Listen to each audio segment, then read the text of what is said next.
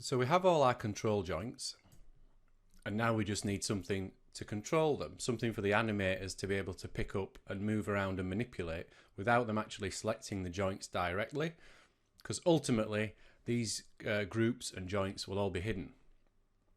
So we need a visual representation, just like we did with the rest of the character with these icons. So for that, we're just going to create three basic NURBS circles. NURBS primitive circle. As easy as that. Just scale it down.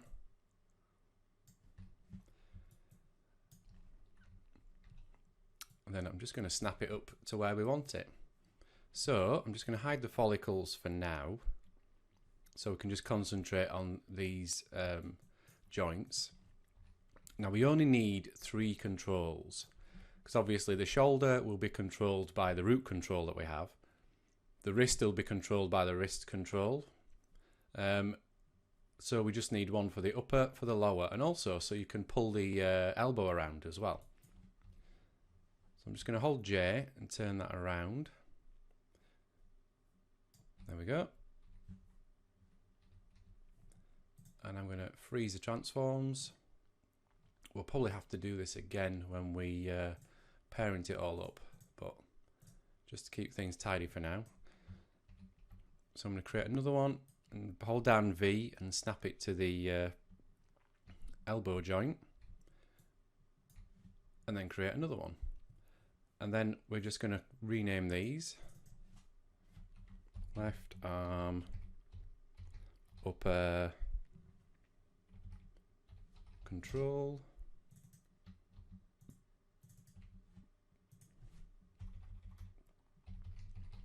lower control, middle control.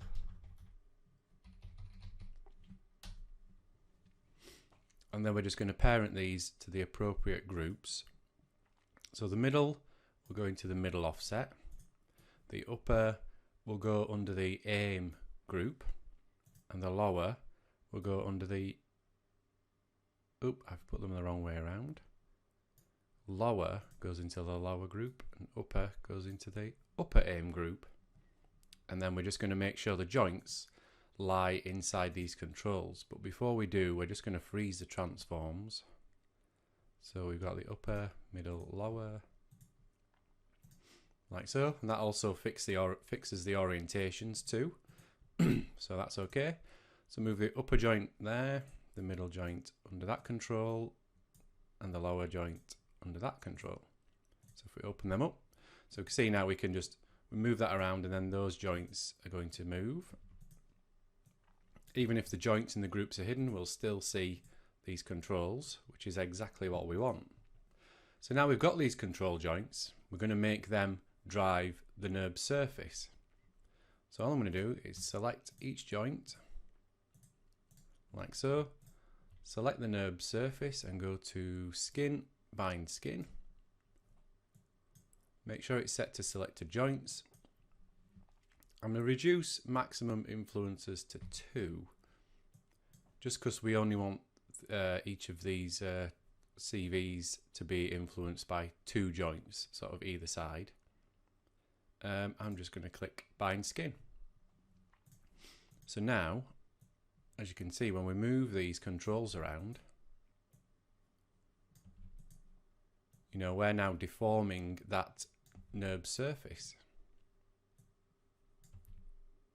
So this is how we can then, if I just bring back the follicles, again, as you can see, these joints, which will be the joints that drive the model, are now deforming to follow the shape of the NURBS surface. And we can now control how that looks.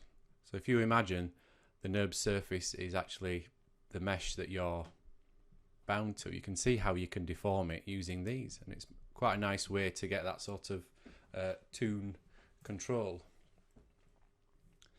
So now we have our controls, but we need to make this skeleton drive these joints. So all we're going to do is just use some parent constraints again. So I'm just going to open the options, constrain parent, make sure maintain offset is switched off, and we're going to select the left shoulder and then the root offset, because we want this to snap to here. Click apply, and then we're going to go up to the middle offset, the elbow joint, sorry, then the middle offset, click apply, and then we're going to finish with the wrist. So select the wrist, end offset, and click apply. So now if I bring back the controls, you can see that they are now following where the arm moves. But the problem is we have these middle joints that we've not got anything to constrain it to. But what we can do instead is we can make these two controls always stay in between the controls either side, and also make sure that they always aim wherever the elbow is pointing. So let's just do the first step. We just want this control to be in between these two here. So I'm going to select the left arm root joint and then the middle joint, and then we're going to select the left arm upper offset, and this time we're just going to use a point constraint, because like I say, the orientations are going to be dictated by another constraint which we're going to add later. So if I click apply, so that's now snapped in between those two positions there. So now we're going to select the end joint and then the middle joint again, and this time we'll do the same with the lower. Click apply. So now the position is always going to be in between sort of those two controls, and even if we move this up and down and around, those controls stay nicely centered. Now that fixed the position. Oops. We just need to look at the orientation now. Look, even the stretchiness is working. So let's just zero that back out. I'm just going to get rid of these transform display, transform display. Just get rid of those. Get rid of them off the follicles as well. We don't need them on anymore. There we go. So now we're just going to make these controls always point to the elbow, and we're just going to use an aim constraint. Now for this we need two new groups. We need something to aim at, and this will help keep the orientations of the controls correct. But it will also mean that as you rotate the arm a full 360 degrees, you don't get any sort of flipping or some of the controls suddenly twisting. Once it reaches that 360 degree angle, sometimes you can get them flipping. So I'm just going to create two groups, left arm upper aim point. I'm just going to duplicate that. We'll call that lower.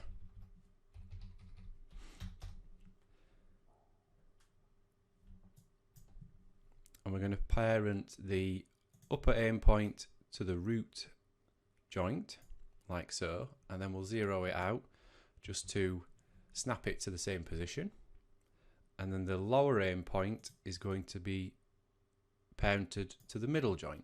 And again, we can just zero out those transformations and translate and rotate values just to get that to move back to this point here.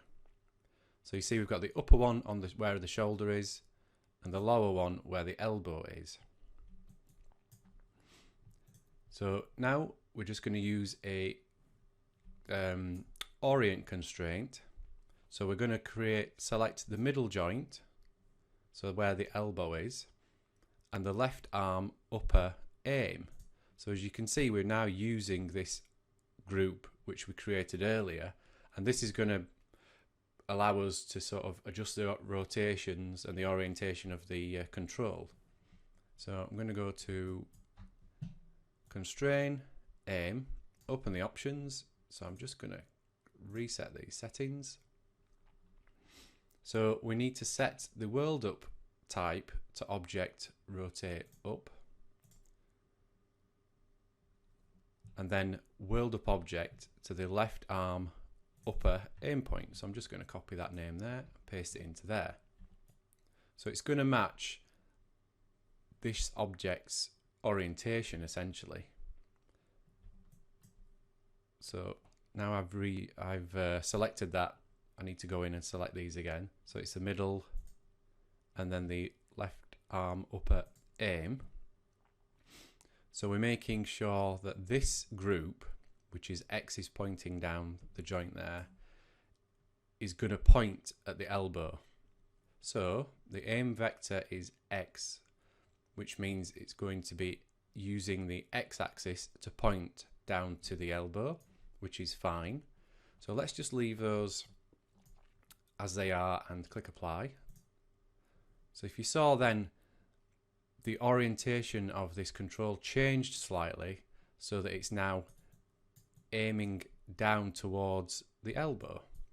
So let's repeat that, and we will do it for the upper arm, the lower arm, sorry.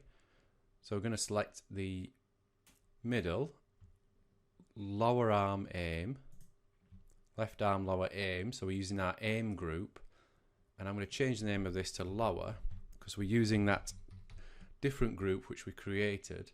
Now this time, because X is pointing to the wrist, we want it to point at the middle joint or where the elbow is. So we're going to set the aim vector to -1, so it's going to look the opposite way. If I click apply, there you go. So now they're both aiming at the middle joint. So as you can see now, you get a much nicer curve as you move the middle around, because these controls are always looking at the elbow, and obviously you can then go in and tweak these other controls as well. So as you can see, we're starting to get some nice shapes with the arm.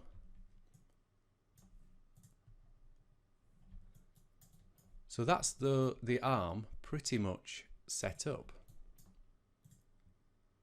We can move it around like so, and it follows nicely. It follows sort of the base arm which we originally created. And we've got these extra controls in here for the animator to go in and pull those around to help deform the arm. So now let's go back to these NURBS surfaces which we duplicated earlier.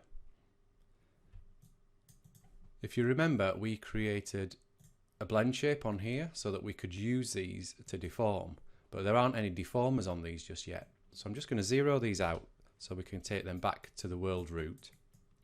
And what we're going to do is we're going to create a couple of deformers. So I'm just going to select the one called Sine, and we're going to go to Deform, Non-Linear Sine, like so. And what I'm going to do is I'm going to rotate it so that it matches the orientation of the NURBS surface. If I open up the options and we just do a quick test, there we go. So that's the correct orientation because it's influencing that just as how I would imagine. So let's do the same with a twist. Select the twist NURBS surface, deform, non-linear, twist. And again, we're just going to rotate that and give it a test. So there we can see that deforming, and that's twisting around there, which is absolutely fine. So they're being deformed, but we don't want to have to go down here because these will ideally be hidden. So we don't want to have to go down here and start messing about with these. Ideally, we want everything nicely connected and just all the attributes in one place. So the sensible thing to do would be go back to our main global control and add on some attributes onto here, which will then drive the attributes for the deformers we've just created. So let's just go in and create some new attributes. So what I'm going to do first is I'm going to create sort of a dummy attribute. So I'm just going to create about 5 underscores actually, and we're going to set it as an enum. We're going to get rid of the first one and we're going to rename the next one to deform. We're going to add that, and that's just going to give us a sort of a separator. And if you want, you can even go in and just lock selected just so people can't mess around with it, but that's just going to be sort of divide up where our attributes are. If you've got a node like this or a control with lots of different attributes on, it's handy just to have these little separators in. Just makes it easier to read and navigate. So let's go back to a float and we're going to just add in some attributes. So we want a sign blend, and this is going to connect into the blend shape node basically, and we know that that goes from 1 to 0, so we're going to set a minimum and maximum for that. Add that one. Sign amplitude, and I'm going to leave that open because we want that to be sort of a flexible value. So make sure I spell that right. Yep, add that. Sign wavelength, and again just leaving the attributes open for that. And another one, sign orientation, and finally a sign offset. There we go. And then we're going to do the same for the twist. So we want a twist blend, which will be the main attribute connected to the blend shape. And then we just want a twist offset with 2 F's, not 3. So now we've got our attributes, it's time to just connect them up. We're just going to open our connection editor. So because we've got that selected, it's opened it into the right side already. So what we're going to do first is I'm just going to turn off show DAG objects only. I'm just going to find that blend shape node there. Open up the weight. So sign blend goes into the left arm sign, and twist blend goes into left arm twist. So we can see here that it's connected because they've gone yellow. So that's those connected up, and that's going to control the blend shape, so we can blend in the twist or we can blend in the sign deformer or a bit of both. So next we are going to find the we don't want the handle because the handle doesn't have the attributes on. We want this sign 1 node here. Now obviously you can go in and rename these after. So reload right, and here we can see we're pretty much matching what we've got. So sign amplitude, we'll connect that to amplitude, wavelength to wavelength. We're going to leave orientation, but sign offset goes into offset. We'll do the same, we'll reload the twist one in. Now the start and end angle depends on which side you're working on. So if I just do a test, so we want the start angle, because if we're working on the left arm, we want that to stay rooted to where the shoulder is, but just twist down to the wrist. So twist offset will connect to the start angle. And finally, we want to change the sign orientation. Now this is, if we turn on sign blend and we adjust the amplitude, we also have to add a value into the wavelength. There we go. So we can see this is flat, but maybe you want the sign to happen sort of across this axis, across the Z axis. If I select the handle, for example, maybe you want it to deform that way. So that is what this attribute is going to be for, adjusting the orientation. So we know that that's the rotate X. So if I reload that in and connect that to rotate X, nope, that was rotate Y, sorry. There we go. So as we can see now, if I close that down, you can see we can blend this in and out. We can adjust the amplitude and the wavelength to make the wave shorter or longer. And then you've got the offset, which you can animate to give a wobble. Now the problem is we've got the wrist detaching here and the shoulder detaching. So we can change another value. If I go into the sine, if we adjust the drop off, we set that to 1 maybe. Then we can now use the sine offset and animate that. As you can see, the wrist and the shoulder stay where they are. Now it's a bit of a sort of a bit more of a niche sort of way of animating, but it gives you that option. Say you've got a long arm, because obviously we've got the stretch in there. You can adjust the offset like so. And don't worry about how it looks at this point where we've got this angle, you know, where we added in those extra creases. All you're interested in is actually these joint positions, because they're going to give you the nice smooth motion when you animate them. So let's just reset that back to 0. And obviously you could just blend that in and out. You could do the same with the twist. We could blend that to 1, and then you can see there we can rotate it, and you get a nice sort of twist all the way down the arm.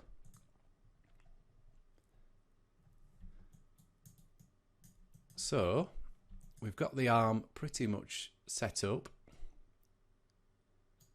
So obviously go through, rename your sign handles and things, just so everything's nice and neat and tidy. And what we're going to do now is just do a little bit of tidy up. So I'm going to close all that down. So let's just create a group and call it Deformers. And we're just going to move this into the root of the robot, like so. And we're just going to drag all these and we'll put them into the Deformers group. Although it may be worthwhile if we actually group these again and call them left arm Deformers. That way, when we do the right arm and the legs, they're also all in their same groups. So now it's just a case of you going through and repeating that whole process, but doing it for the right arm, doing it for the legs, and you can even apply the same system for the spine. The only thing I would say about the spine is obviously you don't need these creases in. We're going to come back to these creases in the next video and sort of explain a bit more about why you need them. But don't worry about adding them into the spine, because you want the spine to be as fluid as possible. You don't need to have any creases in there. And it's just the same as when we set up the arm. You just constrain the control joints to these joints, these three here.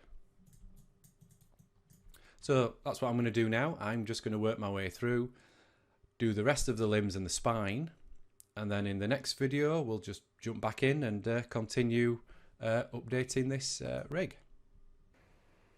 So I hope you've enjoyed this video. If you have, please let me know in the comments below. Also let me know if you have any questions and tell me what future videos you would like to see. And why not say thanks and also earn exclusive rewards with a small donation via my Ko-fi page. As always, remember to like this tutorial and subscribe to my channel. And remember to hit that bell icon so you're kept up to date with notifications on future videos and posts. This is Ant CGI signing off, and I will see you on the next one.